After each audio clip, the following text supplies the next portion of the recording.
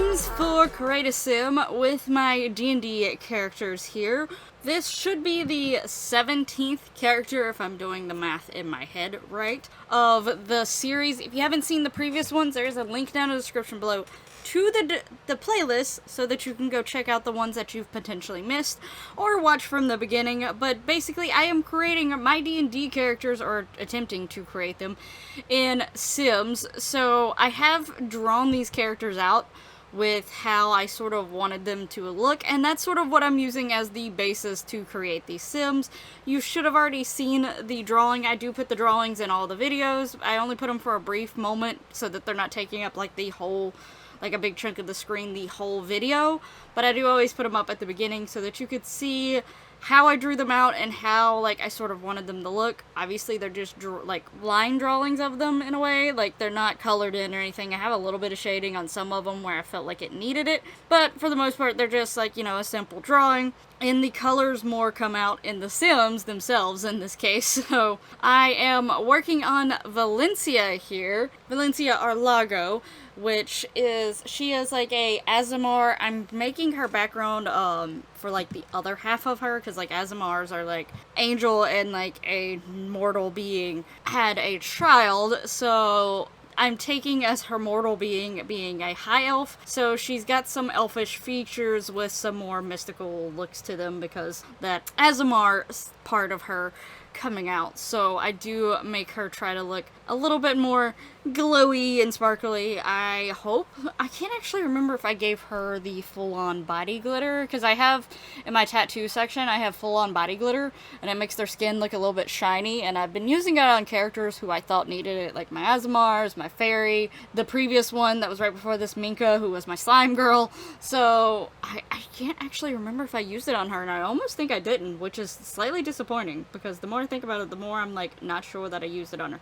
Anyway, so Valencia actually is, she has wings all the time, which I know, like, when it comes to some DMs and things like that, they don't like characters having the ability to constantly fly, like they have to put like rules on them or something like that, because I guess flying at some points can be looked as OP, so I know some people wouldn't like the whole flying capability, but technically with her I have created a way so that if I ever played her, and I mean I am someone who is like hard, like I struggle socially, so chances of me just playing with random people very low, and the one person who I know that like wants to DM and stuff like that would definitely be cool with like her actually flying. Even so, I have a way around it if I was to ever play her, and it wouldn't be in a situation where the DM didn't necessarily like flying, and that's because one of her wings is actually badly damaged, and I'll get to the story at why that is here in a moment. So technically she can't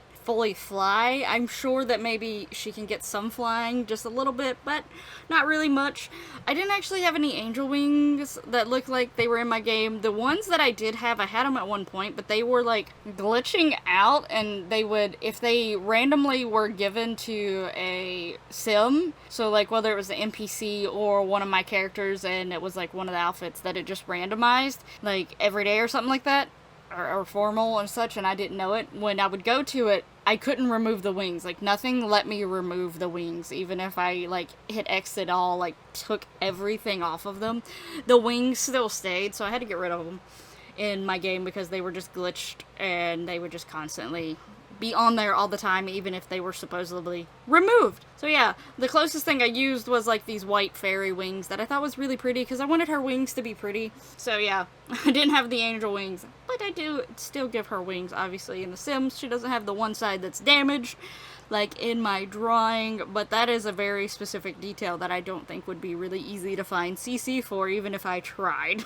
So as far as the other things about her when it comes to the D&D lore, what?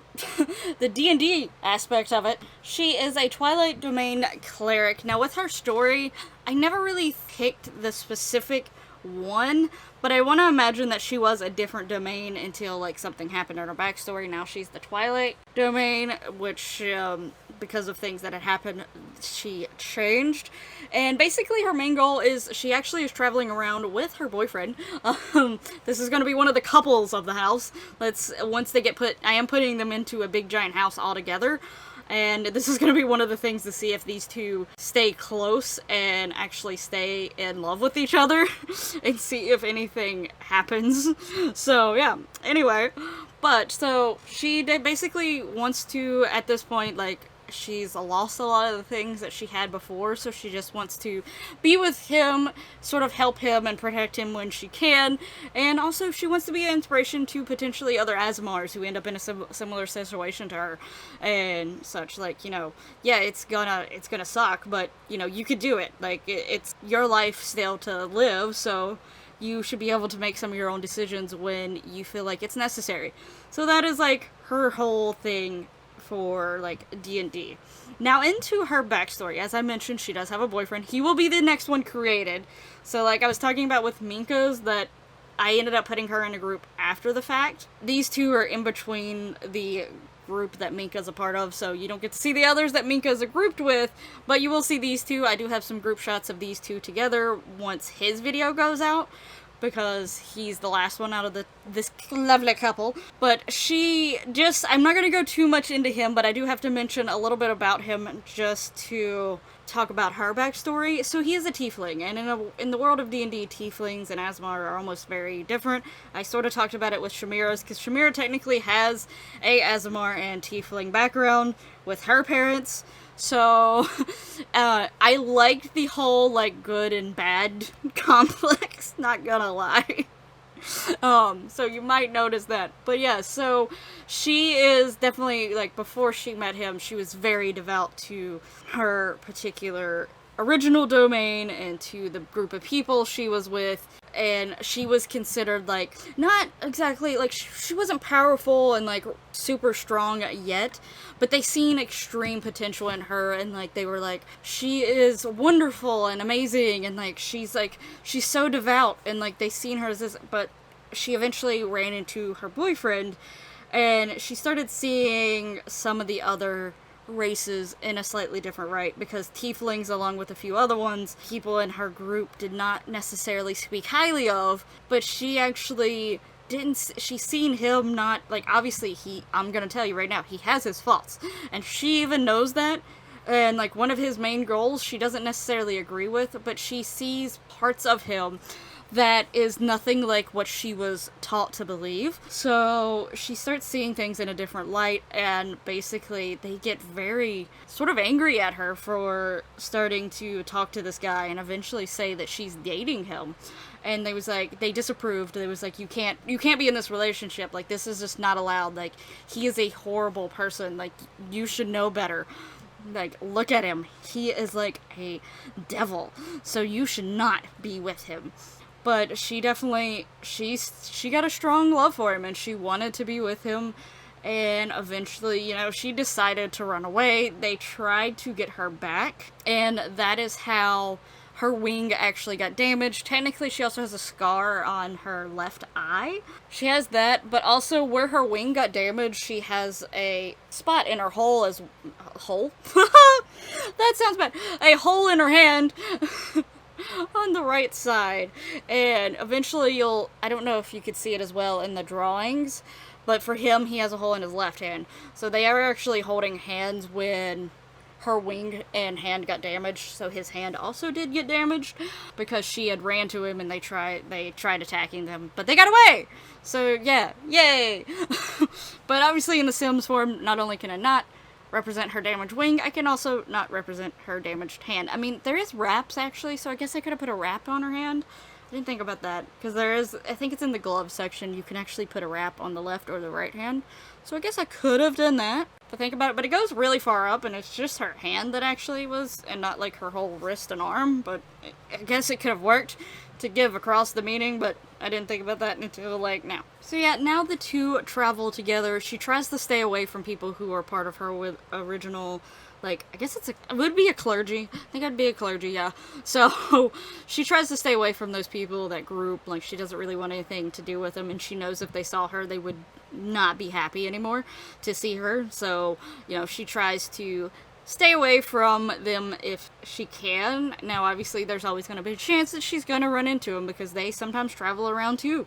At least the higher up ones. So, she definitely knows that she'll probably run into them every once in a while, but she is hoping not to, and she's going to try her best to get stronger herself in her new, like, way of seeing things. But I think she turned out super cute and super adorable. I actually really like how she turned out. And this hair, I always want to use this hair, but sometimes I feel like this hair is slightly unrealistic. I mean, there's a lot of hairs that I use that are probably not that realistic, but they're more realistic than this hair.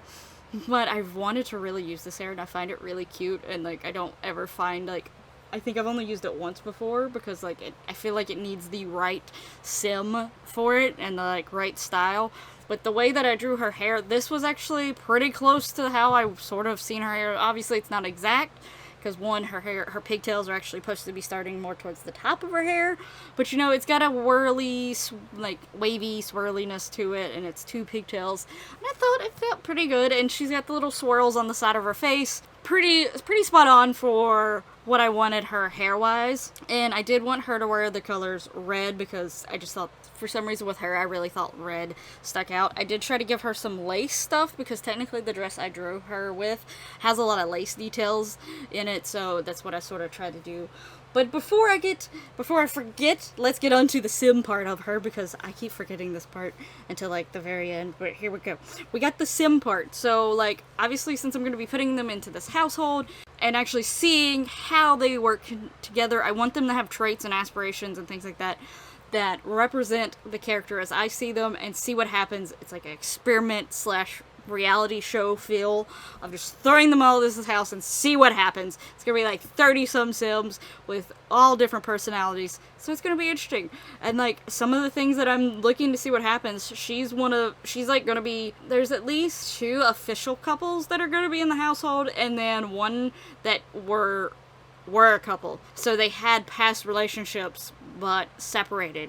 So those 3 are going to be sort of experimented with in a slightly different way to see, one, will they stay together during this house, or will they start flirting and drifting away from each other to other people? Or, you know, the one that's separated, will they come back together? Will they just get further apart?